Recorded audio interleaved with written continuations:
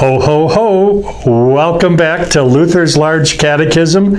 We are on the 10th lesson, Responsible Parenthood, and it's for December 2nd. As you can tell, I'm getting ready for the holidays, no matter what the world throws at me.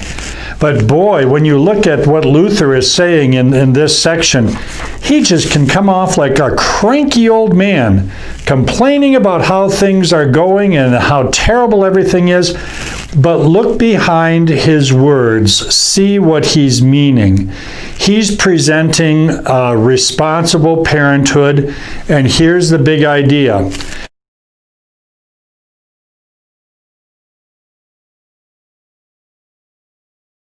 Pleasing parents pleases God.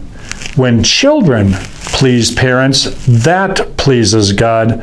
When parents are pleasing in their duties, that pleases God too. It's a two-way street.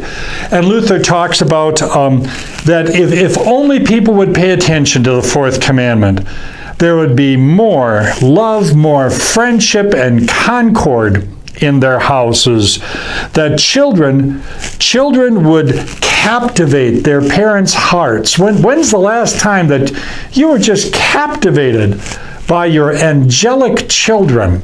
Well, I know it's few and far times between, it seems like. But Luther presents what a wonderful world God opens up to Christian families through an obedience of the fourth commandment. Remember the big idea, pleasing parents pleases God. And first of all, Luther says he lists a number of reasons why we should keep the fourth commandment.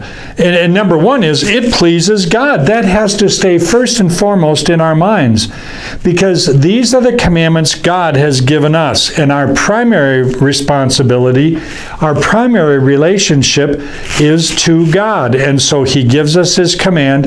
It is ours to keep. That is the first and foremost reason for keeping the fourth commandment.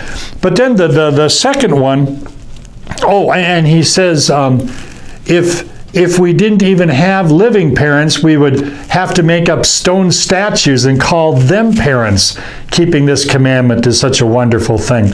And then Luther says it's our duty to be grateful for the benefits our parents give us. Body and soul they watch over.